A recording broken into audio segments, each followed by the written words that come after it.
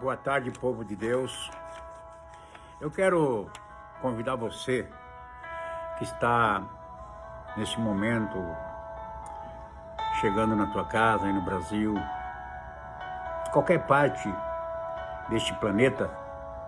Eu tenho uma palavra no meu coração que eu gostaria de trazer neste dia. Um tema muito interessante, que seria: Deus é justiça e amor, mas também guerreiro e nunca perdeu uma batalha. Esse seria o tema que eu gostaria de transmitir nesta tarde.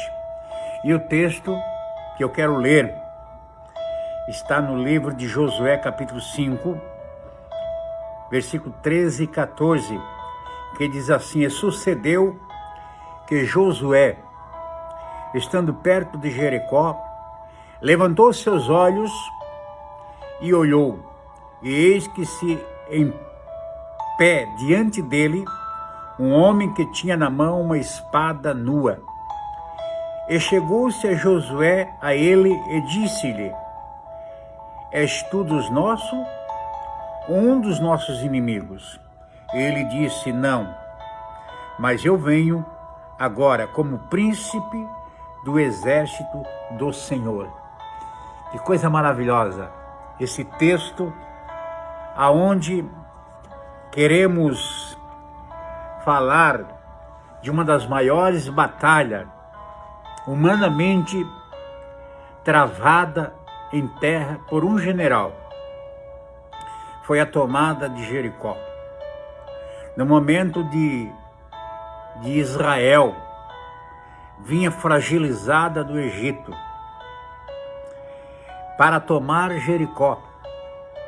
Guerreiros perigosos, guerreiros treinados, guerreiros fortíssimos. Tanto é que Deus teve que desviar o caminho de Israel do Egito e fazer eles atravessarem pelo Mar Vermelho. Sabe por quê? Porque o trajeto que eles iam fazer levaria 2 ou 3 dias para chegar em Canaã.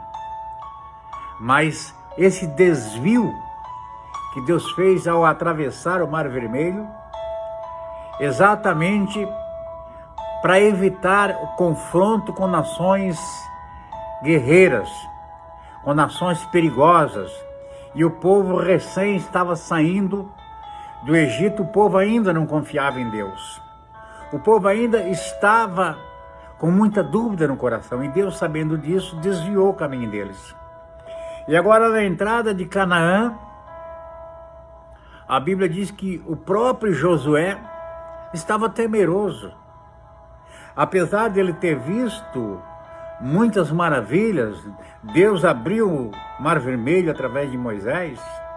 Depois, mais na frente, Deus abriu o braço do Jordão, um rio que era um braço de mar. Deus abriu ele pelo meio e Israel passou a pé enxuto. Quer dizer, esses homens, eles viram maravilhas. Mas agora vinha a parte mais difícil. Era tomar Canaã, era invadir o território do inimigo. Eles não sabiam quem eles iam enfrentar pela frente. E antes de entrar em Canaã, antes de tomar Jericó, diz a Bíblia Sagrada que Josué, ele subiu ao monte, estava ali meditando na palavra de Deus. Aquele momento de dúvida, aquele momento de receio, aquele momento, será que Deus vai estar comigo? Porque a gente tem essa confiança em Deus, mas tem aquele momento que nós deixamos a dúvida entrar. Foi a mesma coisa com João Batista, quando Jesus passou diante dele com seus discípulos, ele apontou para Jesus e disse: Eis o Cordeiro de Deus, eis aquele que tira os pecados do mundo. Ele apontou para Jesus como Cordeiro de Deus. Mas na frente nós vimos João ser preso por Herodes, e lá na cadeia, fragilizado, sofrendo, coração, quem sabe, angustiado, entrou a dúvida. Ele manda um dos seus discípulos perguntar para Jesus. A pergunta que ele fez era essa: Tu és aquele a quem nós esperávamos ou temos que esperar outro? Ele mandou fazer essa pergunta para Jesus. Tu és o Messias a quem nós esperávamos ou temos que esperar outro? E diz a Bíblia que Jesus, ao ver o discípulo de João fazer essa pergunta, ele não respondeu, ele só disse, me acompanhe. Foi lá, curou os paralíticos, deu vista aos cegos, limpou os leprosos. Depois ele disse, olha, vai e diga para João que os leprosos são limpos, os paralíticos andam, os cegos enxergam e aos pobres é anunciado o reino de Deus. Coisa linda. Então, João Batista, ao ouvir essa notícia, se alegrou-se que realmente ele era o Messias. Mas existe na nossa vida momentos de dúvida. Todo ser humano tem aquele momento que a dúvida entra. E Josué estava temeroso. Será que Deus vai estar comigo? Como você aí na tua casa, muitas vezes você tem orado. Você diz, será que Deus ainda ouve a minha oração? Josué tinha essa dúvida. E diz a palavra de Deus que de repente diante dele aparece um guerreiro montado num cavalo com uma espada na mão. Olha só, uma espada desembainhada. Isso quer dizer uma espada nua, quer dizer pronta para a guerra. Esse guerreiro ele não estava para brincadeira. Esse guerreiro não estava brincando de botar foto no Facebook. Esse guerreiro não estava brincando em rede social. Não, esse guerreiro estava pronto para a guerra. E Josué temeu. Josué, naquele momento, ele receou quando ele olhou aquele guerreiro diferente. Aquele guerreiro bonito. Aquele guerreiro com aparência angelical. Ele disse para ele, és tu um dos nossos ou um dos nossos inimigos? Se ele dissesse, eu sou um dos seus inimigos, Josué certamente se entregaria naquela hora. De tão fragilizado que ele estava. Mas a resposta do guerreiro foi essa. Não, eu não sou teu inimigo.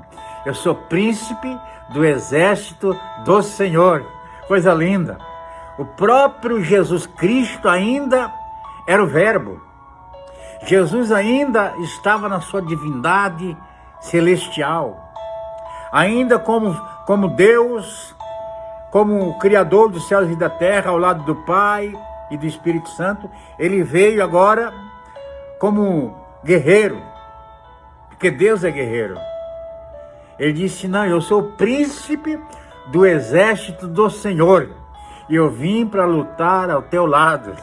Coisa linda. Deus é Deus de guerra, irmãos. Deus é Deus guerreiro. Deus é Deus de justiça, de amor, mas é Deus de batalha. Se tiver que entrar numa batalha por tua causa, ele fez isso com Eliseu. Quando rodearam o monte onde Eliseu morava, para matá-lo, diz a Bíblia que exército de Deus se acampou-se por detrás dos montes com flechas de fogo. E agora? Vai enfrentar, vai encarar? Como diz aquele velho provérbio, vai encarar? Olha que os camaradas viram o exército de fogo de Deus lá, tremeram da base. Então, diante de Josué estava o príncipe do exército do Senhor, que era o Senhor Jesus, que ainda não tinha nascido de Maria. Ele era o Verbo, ele estava com Deus, ele era Deus. O livro de João diz, no princípio era o Verbo, e o Verbo estava com Deus, e o Verbo era Deus. Então Jesus estava ali dizendo, eu sou o príncipe, eu vim para lutar ao teu lado. Não temas, porque essa vitória vai ser tua. Ele veio para garantir a vitória. Deus nunca perde uma batalha, mas tem um detalhe. É preciso agir pela fé. E o que é fé? O que é fé para você? Fé é o firme fundamento daquilo que não se vê, mas a certeza daquilo que se espera. Você não vê a vitória. Você não vê que você vai vencer. mas você crê. E Deus vai te dar a vitória exatamente por causa da tua fé. Daí eu fui para a história verídica, a história de Israel. Israel ficou quase 2000 anos flutuando no mundo inteiro sem nação, que eles foram expulsos da pátria deles. Eles foram banidos de Israel e os judeus se espalharam pelo mundo inteiro e foram perseguidos. Nesses 2000 anos foi uma raça perseguida, os judeus. E nesses 2000 anos, eles cresceram em terra estranha e eles prosperaram. Você já viu um judeu pobre? Não, os judeus são ricos. O judeu tem prosperidade. Aonde eles colocam os pés, eles prosperam. Vai lá em São Paulo, na Praça Nobre de São Paulo, lá tem um bairro só de judeu. Vai ver as mansões que eles têm lá.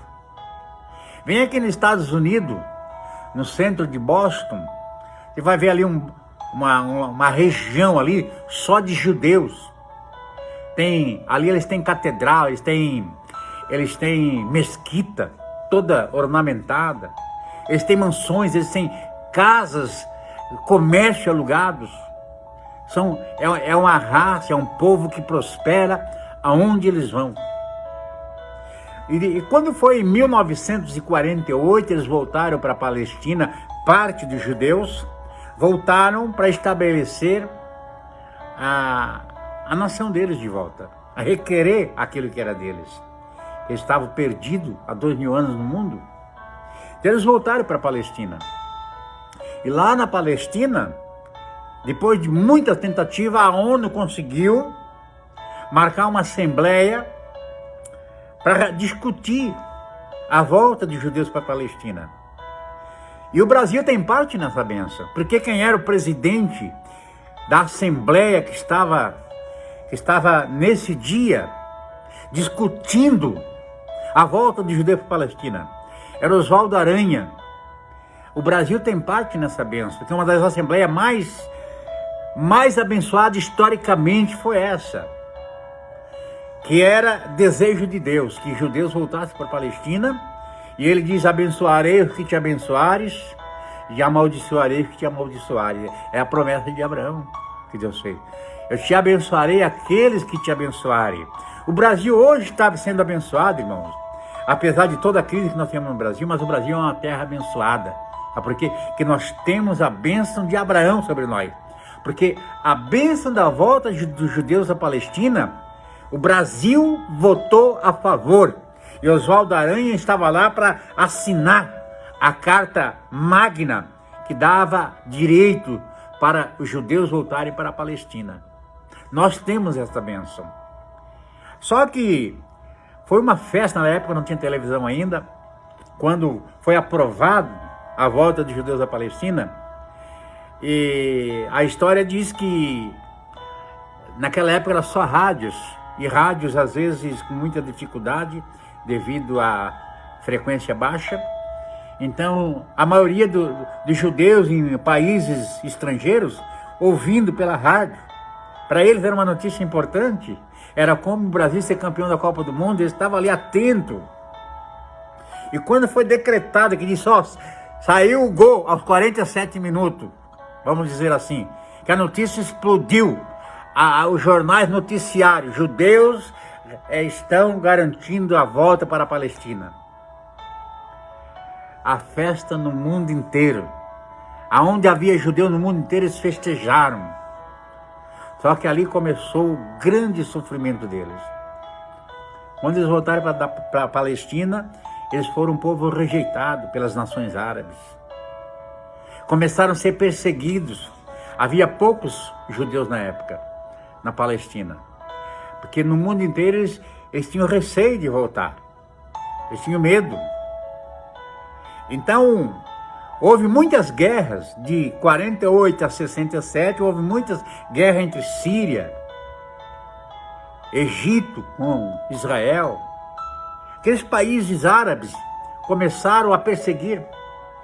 Mas em 67 foi a guerra que determinou que Deus estava do lado dos judeus. Israel lutou com 9 países árabes. São eles Egito, Jordânia, Iraque, Kuwait, Arábia Saudita, Argélia e Sudão. Esses países se fizeram alianças para destruir Israel. Só que eles não sabiam de uma coisa: Israel tinha a proteção de Deus. Deus estava no negócio. E quando Deus está no negócio, pode ter certeza de uma coisa: ninguém vai tocar na menina dos olhos de Deus. E diz a história, eu fui para a história pesquisar, você pode fazer isso também. Procura lá no Google a Guerra dos 6 Dias, você vai ver que nessas batalhas que houve, testemunhos oculares de soldados que estavam na guerra. Um deles se perdeu lá no Monte Sinai, ele se perdeu do seu pelotão, um soldado israelense, se perdeu do seu batalhão, e por horas perdido, andando até que ele chegou num determinado lugar que havia muitos soldados. Ele pensou, tratasse de Israel, chegou ali, ele estava chegando no acampamento inimigo, que eram os egípcios. Havia milhares de egípcios ali, e aquele soldado ele foi em direção ao acampamento egípcio para se entregar. E quando ele vai na direção do acampamento egípcio, diz a história que os egípcios levantaram as mãos para cima e se renderam. Um homem só. Milhares de soldados egípcios levantaram as mãos, largaram as armas, levantaram as mãos para cima, e aqueles soldados israelenses, sem entender nada, ele disse para os soldados egípcios: venham, segue-me. E foi levando eles em direção a Israel. E lá, quando o pelotão de Israel viram aquele soldado israelense sozinho, vinha com milhares de egípcios rendidos atrás deles, não entenderam nada, não compreenderam nada, mas pegaram os egípcios, prenderam e venceram a guerra. Depois uma rede jornalística entrevistou um dos comandantes daquele soldado que se rendeu. Por que eles se renderam apenas um soldado? Esse não era um soldado só. Havia milhares e milhares de soldados atrás deles, todos de branco. Parecia anjo de Deus com armas poderosas. E quando nós vimos, nós se rendemos, porque eles estavam tudo apontando para nós. É um testemunho tremendo. E outros testemunhos semelhantes a esse, que nessa biografia mostra, desse soldado sozinho rendeu um exército inteiro, mas atrás dele estava legiões de anjos de Deus, pronto para lutar se fosse preciso. Então veja que Deus é um Deus que ele está sempre atento ao seu povo. Agora, eu quero voltar para o Brasil. Eu quero voltar para o presidente Bolsonaro. Presidente, esta guerra, ela não é sua. Esta guerra é de Deus. Sabe por quê? Porque foi Deus que levantou você. Você foi levantado por Deus para governar uma nação doente. O Brasil é uma terra doente. O Brasil é uma terra ferida. O Brasil, 30 anos na mão de comunistas, na mão de pessoas perturbadas, pessoas com sentimento malignos, como existe pelo mundo afora. Essas pessoas, elas adoeceram a nossa pátria. O Brasil, existe hoje mais de 1 milhão de prostitutas vendendo seus corpos. Homens se prostituindo com homens, mulheres com mulheres, drogas, pessoas vendendo droga, matando jovens alucinados pelas drogas, porque ali eles enriquecem com o dinheiro da juventude. O Brasil é uma terra doente, aonde a nossa educação ela chegou num limite tão bárbaro que nem Sodoma e Gomorra a gente viu o que estava vendo no Brasil. Nesses 30 anos de esquerda, nesses 30 anos de PT, nesses 30 anos, aonde os ministros que estão lá em cima são pessoas com uma capa maligna governando.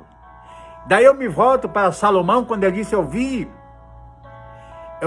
tolo sentado no trono para governar e vi justo andando de a pé.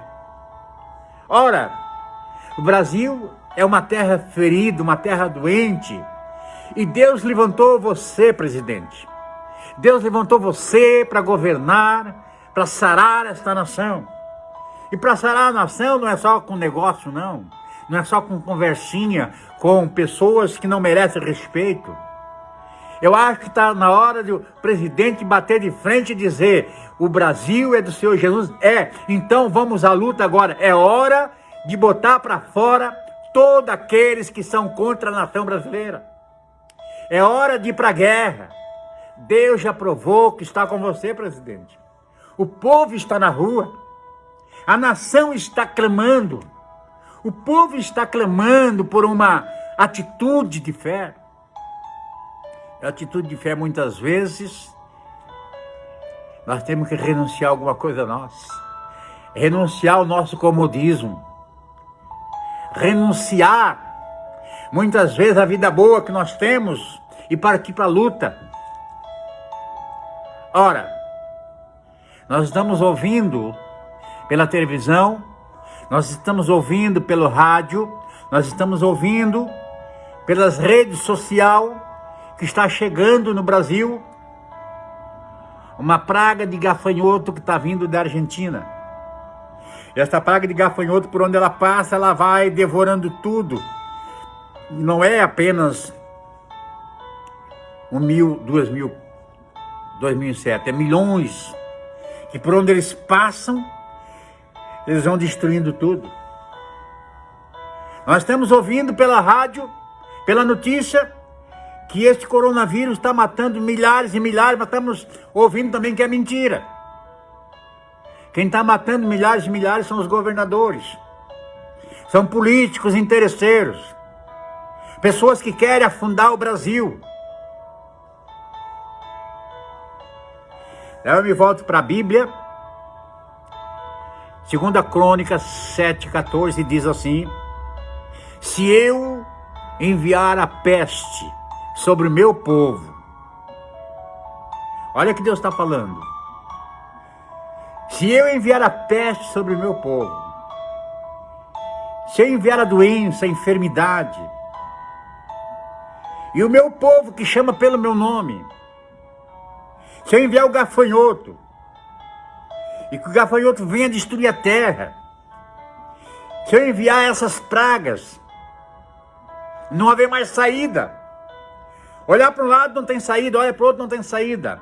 Mas se o meu povo, que chama pelo meu nome, se eu humilhar, orar e me buscar, eu ouvirei dos céus, sararei a sua terra. Ora, clamar, nós estamos clamando. Buscar, nós estamos buscando. É preciso haver conversão. Conversão do pai no filho, como diz no livro de Apocalipse. Aliás, Malaquias. Naqueles dias, eu converterei o coração do pai no filho. Converterei o coração do filho no pai. Hoje o pai gera um filho, bota no mundo, mas o filho pode ir para as drogas, pode fazer o que quiser, o pai nem está aí, ó. Hoje o pai fica doente para construir um pequeno império para o filho, ou dar uma vida boa. O filho usufrui daquilo que o pai deu, mas o pai pode morrer, ele até torce para que o pai morra. Que é um provérbio que diz que herança é como animal que se mata, só dá lucro quando morre. Então, o que é que está faltando? Conversão do coração do pai no filho, coração do filho no pai. É obrigado quebrar É hora de quebrar essa maldição. É hora de quebrar a inimizade da filha na mãe, da mãe na filha. É hora de se converter, porque a promessa de Deus é essa. E daí eu ouvirei dos céus, sararei a sua terra, perdoarei os seus pecados e sararei a sua terra. Meus amigos, que Deus possa completar no teu coração esta palavra. Que Deus possa completar na tua vida esta mensagem. Mas não te esqueça de uma coisa. A nossa resposta para aquilo que nós queremos não está na mão de políticos. Nem na mão da esquerda, nem da direita. A resposta das nossas ansiedades estão nas mãos de Deus. Amém? Que Deus abençoe a tua vida ricamente. Em nome de Jesus.